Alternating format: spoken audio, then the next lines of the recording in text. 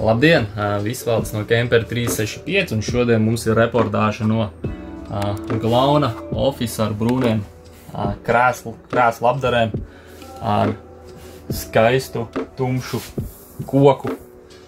Un daži no jums jautās, kāpēc es skatos pārēdi no ofisa. Mēs taču šeit esam Kemperu skatīties, ne jau skatīties, kā tu sēdi ofisā. Bet pagaidiet, varbūt tas tomēr nemaz nav ofis. Un tā arī ir. Šis nav ofis, bet šī ir slavenā leģendām apvītā Astela. Astela ir Adrijas galvenā luksus prece. Tā ir piekabe dzīvojamā, principā māja, vasarnīca, sauciet kā jūs gribiet, bet sākās pēc izmēriem ap virs 10 metriem ar divām asīm. Māja, kas vienaldzīgos neatstās, māja, kuras sākuma cena ir ap 55,000 plus PVN, ar milzīgiem logiem, varamām 2 durvīm. Beidzot man ir tā iespēja, tā laime apskatīt pašam dzīvē, kā viņi izskatās. Jāatzīst, ka mums ir klients, kurš šādu te ir sev jau iegādājies. Klients ir apmierināts.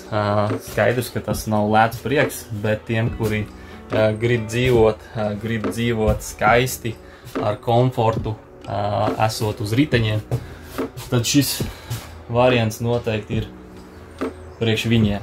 Tātad, ienākot iekšā pa vienām no ieejas durvīm, nesaku, ka tās ir galvenās, bet es izmantoju šīs durvis, mēs uzreiz nonākam milzīgā virtuvē, kas principā atgādina tādas jau mājas virtuves izmēru ar lieliem, plašiem logiem, fantastiskiem skatiem, manā gadījumā uz Slovenijas kalniem.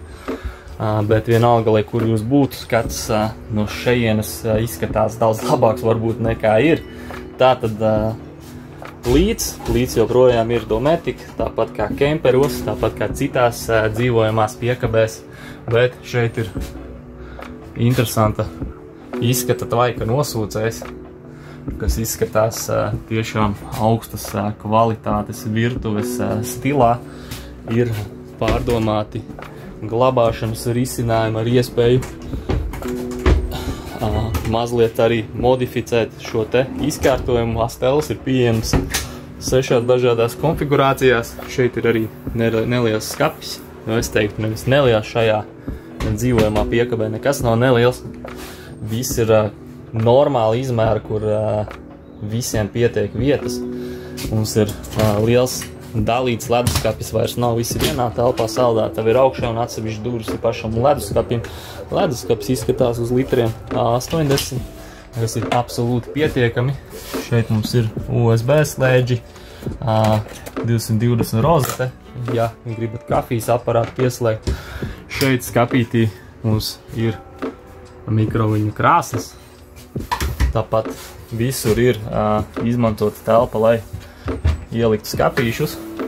Šeit mums ir tāds liels nodalījums, kurā uzglabāt pieļauju, ka šķīvjus, vieta, kur griezt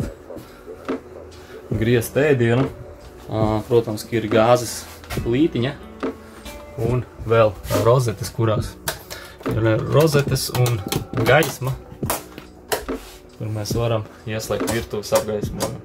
Apgriežoties, mums ir dzīvojamā istaba, ēdama istaba, super interesantās krāsās priekš dzīvojamiem vagoniem. Tiešām kā tāds labas A-klases ofisa uzgaidāmā zāle. Un šo te krēslu ir iespējams izlikt uz āru, iegūstot arī papildus vēl 2 gultas vietas, ja nu gadījumā pie jums ierodas draugi. Un jā, tātad šeit mēs varam aizslēgt ciet piekabi. Varam arī ieslēgt apsildāmās grīdas. Šeit mums ir tāds vīna skapis, glāžu skapis, kas no kuram tur iet iekšā. Protams, ka mums cauri salonam ir ļoti daudz vietas uzlādēt telefonus, datorus, un šeit mums ir durvis uz dzīvojamo guļamo zonu, tā teikt. Pirmā lieta noteikti ir vanas istaba ar melnu grīdu. Grīda ir ļoti interesanta materiāla. Tas nav kā parastajos piekabēs, kemperos noteikti ir cits līmenis. Tātad mums ir ļoti liela izmēra toalete.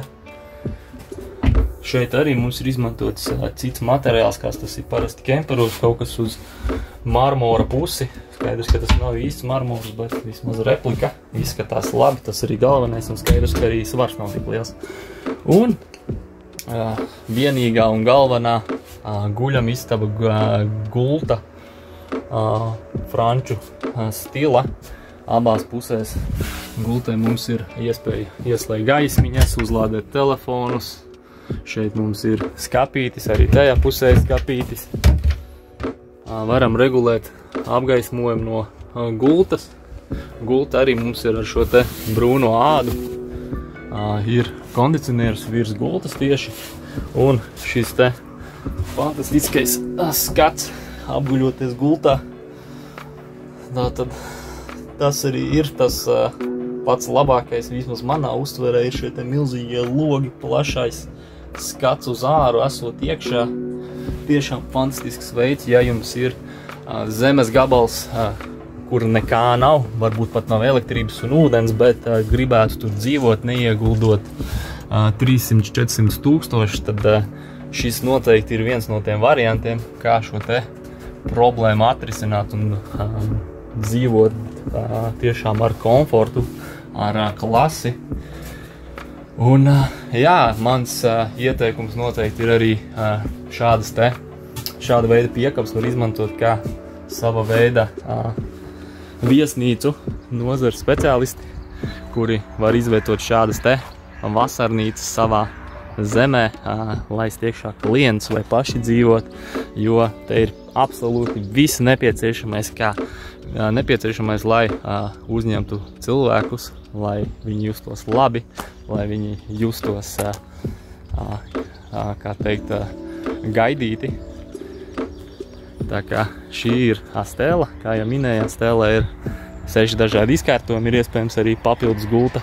Šeit skaidrs, ka virtuves izkārtojums var būt novietojams pie šīs te sienas. Tas viss ir atkarīgs no jūsu vēlmēm, no jūsu redzējuma, kā jūs vēlētos dzīvot šādā te piekabē. Skaidrs, ka mums ir alko āķis, tāds ir visām Adrijas piekabēm ar hidroliskajām bremzēm, ar automātisko taisnotāju, ja nu gadās kaut kādas sānvējuši vai tādas lietas. Skaidrs, ka vilkt šādu te ir mazliet izaicinājums.